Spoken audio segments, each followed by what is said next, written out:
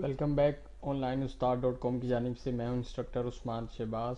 और Corolla एक्सिक्स graphic designing के इस कोर्स में हम टूल्स के यूज़ को देख रहे हैं।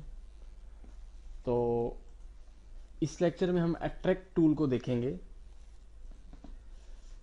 दोस्तों, अट्रैक्ट टूल जो है वो भी हमारी जो शेप और ऑब्जेक्ट की आउटलाइन पे वर्किंग करता है। जैसा कि हम पिछले काफ़ी टूल देख चुके हैं जो हमारे आउटलाइन पे ही वर्किंग करते हैं। तो यहाँ पर हम एक रेक्टेंगल ड्रॉ कर रहे हैं और यहाँ पे दूसरे टूल पे क्लिक करके रखें तो 7वें नंबर पे आपको अट्रैक्ट टूल नज़र आ रहा है। इसको क्लिक कर लें। जैसे अट्रैक्ट टूल सेलेक्ट करेंगे उससे रिलेटेड जो है ऑप्शन बार में उससे रिलेटेड प्रॉपर्टीज़ आ गई हैं, जहाँ पर आप उनकी सेटिंग कर सकते हैं। या निब का साइज़ है, आपके ब्रश का साइज़ टूल का 1 इंच है, 2 इंच भी कर सकते हैं। और यहाँ पर उसकी जो स्पीड है इसको आप मैक्सिमम 100 कर सकते हैं और कम से कम आप 1 कर सकते हैं, जितनी आप चाहें इसको एडजस्ट कर लें। और यहाँ पर पेन प्रेशर लिखा हुआ है, ये हम पहले भी देख चुके हैं। ये एक पेन की जो वर्किंग की पावर है वो उसको ज़्यादा वाज़ेह तौर पे काम करने के लिए यूज़ होता है। अब हम इस अपनी शेप को सिलेक्ट कर लेते हैं और इसकी आउटलाइन के ऊपर आके क्लिक को दबा के रखते हैं। तो देखें, जैसे मैंने क्लिक को दबा हुआ है, इस टाइम मेरा क्लिक दबा हुआ है और मेरा माउस जहाँ जहाँ पर जा रहा है शेप उसके पीछे पीछे आ रही है। अगर शेप रुक जाती है अब दोबारा उस पर क्लिक करके रखें और दोबारा उसको आहिस्ता आहिस्ता से किसी भी जगह पर खींच सकते हैं।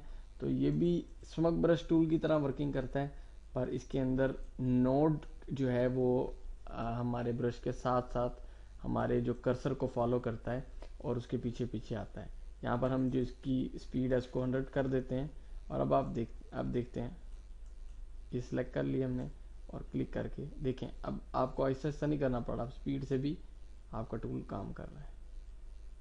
तो ये देखें, यहाँ तक हमने इसको खींचा है तो वो आहिस्ता आगे आगे जहाँ जाके ब्रीक हो गई है और इसके अंदर से इस तरह का इफेक्ट आने लग गया। तो आप इस तरह का इफेक्ट ये अट्रैक्ट टूल से पैदा कर सकते हैं। और ये अट्रैक्ट टूल यही है कि हमारे जो नोड्स हैं वो हमारे कर्सर की तरफ अट्रैक्ट होते हैं, उसके पीछे पीछे जाते हैं। हमने यहाँ पे एक लाइन ड्रॉ की हुई है, अट्रैक्ट टूल ले लिए और अब इसके ऊपर हम वर्किंग करके देखते हैं। ये देखें, अभी जो लाइन है ये आपस में यहाँ से सीधी थी, अब वो सीधी नहीं रही बल्कि वो नीचे आके हमारे कर्सर को अट्रैक्ट करती हुई वापस फिर दोबारा मुड़ के उस लाइन के साथ मिल रही है। तो आप इससे भी काफ़ी इफेक्ट्स पैदा कर सकते हैं और काफ़ी चीज़ें डिज़ाइन कर सकते हैं।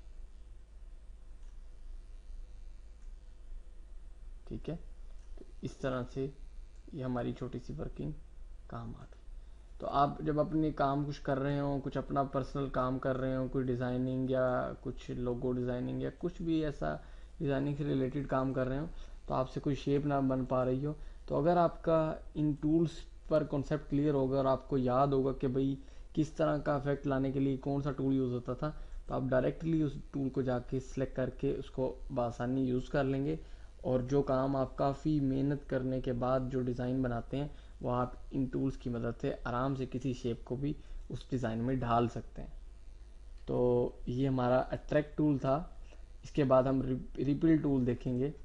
तो इंशाल्लाह नेक्स्ट लेक्चर में मिलते हैं।